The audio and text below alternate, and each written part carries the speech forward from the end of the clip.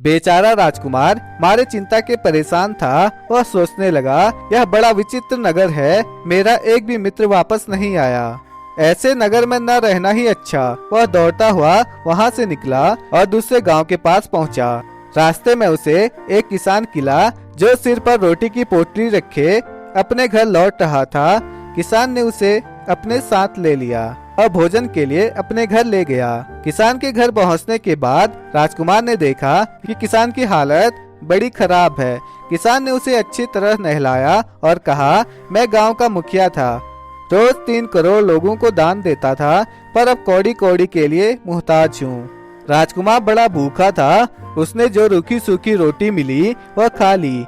दूसरे दिन सुबह उठने के बाद जब उसने मुंह धोया तो फिर मुंह से 3 हीरे निकले। वे हीरे उसने किसान को दे दिए। किसान फिर धनवान बन गया और उसने 3 करोड़ का दान फिर से आरंभ कर लिया। राजकुमार वही रहने लगा और किसान भी उससे पुत्रवत प्रेम करने लगा।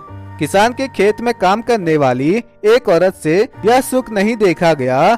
उसने एक वेश्या को सारी बात सुनाकर कहा, उस लड़के को भगाकर ले आओ तो तुम्हें इतना धन मिलेगा कि जिंदगी भर चैन की बंसी बजाती रहोगी।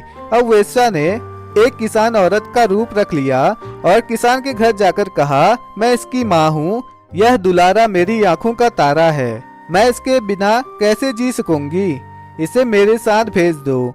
किसान को उसकी बात जच गई। राजकुमार भी बुलावे में आकर उसके पीछे पीछे चल दिया। घर आने पर वेश्या ने राजकुमार को खूब शराब पिलाई। उसने सोचा, लड़का उल्टी करेगा तो बहुत से हीरे एक साथ निकल आएंगे। उसकी इच्छा के अनुसार लड़के को उल्टी हो गई, लेकिन हीरा एक भी नहीं निकला। क्रोधित होकर उसने राजकुमार को बहुत पीटा और उसे किसान के मकान के पीछे एक गड्ढे में डाल दिया।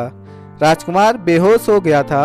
होश में आने पर उसने सोचा, अब किसान के घर जाना ठीक नहीं होगा, इसलिए उसने बदन में राख मल ली और सन्यासी बनकर वहां से चल दिया। रास्ते में उसे सोने की एक रस्सी पड़ी हुई दिखाई दी। जैसे ही उसने रस्सी उठाई वह अचानक सुनहरे रंग का तोता बन गया। तभी आकाशवाणी हुई, एक राजकुमारी ने प्रण किया है कि वह सुनहरे तोते के साथ ही ब्याह करेगी।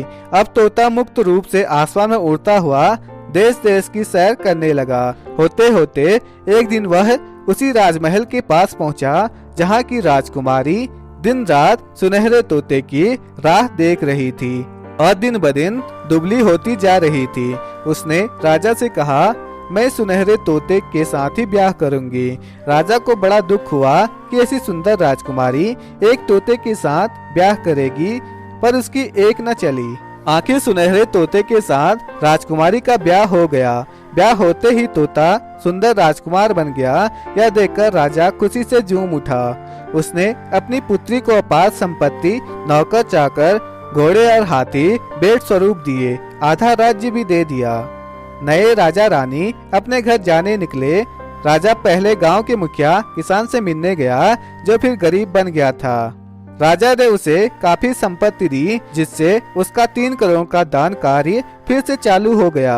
अब राजकुमार को अपने मित्रों की याद आई। उसने पड़ोस के राज्य की राजधानी पर हमला करने की घोषणा की, पर लड़ाई आरंभ होने से पहले ही उस राज्य का राजा अपने सरदारों, मुहासिबों सहित राजकुमार से मिलने आया। उसने अपना राज्य राजकुमार के हवाले करने की तैयारी बनाई।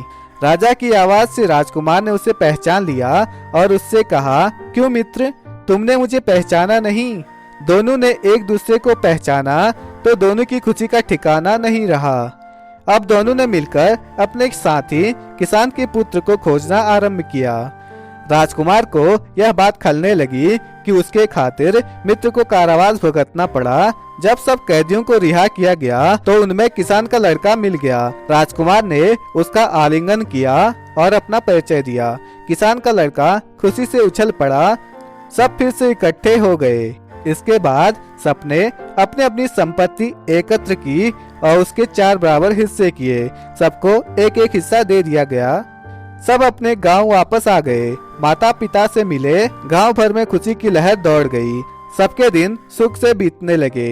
तो दोस्तों, आपको ये कहानी कैसी लगी प्लीज हमें कमेंट करके जरूर बताएं।